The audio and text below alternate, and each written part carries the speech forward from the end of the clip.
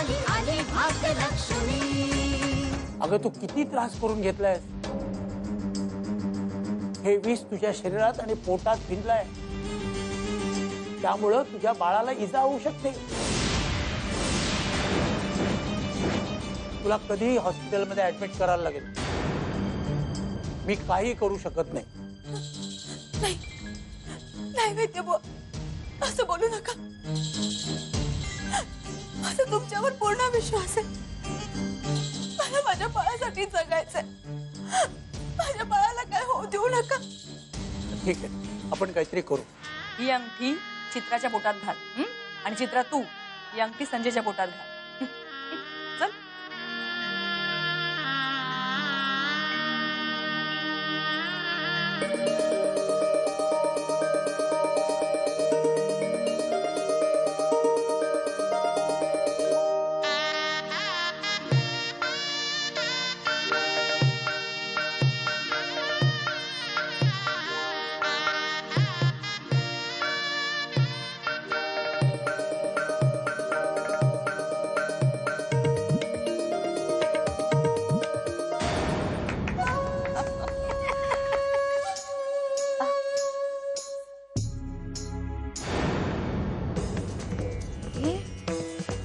दाखव।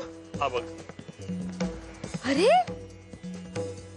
अरे ही आमची काशी। मला एक गोष्ट सांग, तू तुझ्या आईला नक्की विचार, ऍक्च्युअली तिला खरंच 2 मुली होत्या का नव्हत्या? ए गबे, बबली, तुला भिरा गावात येऊन हिची जागा घ्यायची। अजून आपल्याला पोरगा होणार का पोरगी ते बी ठाव नाही, आणि त्या आधीच एवढा सामना पसारा। होय ना, आपल्याला ते माहित नाही म्हणून तर आपण मुलासाठी आणि मुलीसाठी दोघांसाठी खेळणे आणले आहेत की नाही। आणि बघ, मुलगी झाली ना तरी आपण तिला मुलासारखंच वाढवायचं। काय जरी तरी मुलगी असली तरी ती आपल्या घराची लक्ष्मी असते। आणि हा सूर्या, धनाजीरावांचा आणि कामिनी बहिणींचा धाकटा मुलगा। या शपथ बबले, आपल्या लाईनीतला वाटतोय। 1 नंबरचा माजोरडा आणि कारस्थानी आहे हा। आणि ही सरिता, सूर्याची बायको।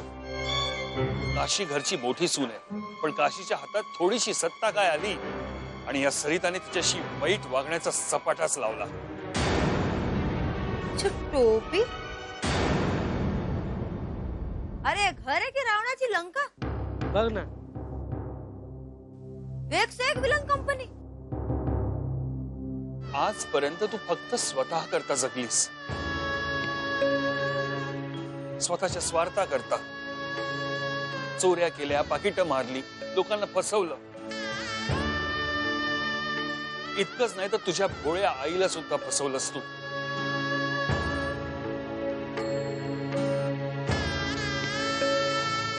बबली, आज नियती तुला संधी देते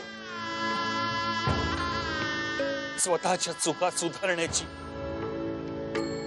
दुसऱ्यांसाठी जगण्याची, एका निर्दोष व्यक्तीला न्याय मिळवून द्यायची। आणि कदाचित स्वतःच्या आईसमोर ताठ मानेनं उभं राहण्याची सुद्धा। त्याची डोळ्यात तेल घालून मी देखभाल केली, त्याला मी डोळ्याचं पण नकोशी झाली आहे। कोणत्या जन्माचा माझा पाप, संजयनं माझा असा अपमान करावा? बाई बाई बाई बाई, पोटातल्या तुमचा मान अपमान जरा बाजूला ठेवा आता, हा? आणि भाऊ कुठे गेले ते सांगा। लग्नाची सगळी तयारी करायची सांगून सुद्धा कुठे गायब झालेत कुणास ठाऊक। भाऊ आहेत ना, तारक बरोबर मुंबईला गेलेत, त्यांचं काहीतरी काम निघालं। अच्छा, म्हणजे अशी आहे तुझी कर्म कहाणी। फारच फारच भयंकर आहे, पण तू घाबरू नकोस। एवढ्या मोठ्या संकटातून तू वाचलीस, देव नक्कीच तुझ्या पाठीशी आहे। बघ, तू आता आराम कर, ठीक आहे? आराम।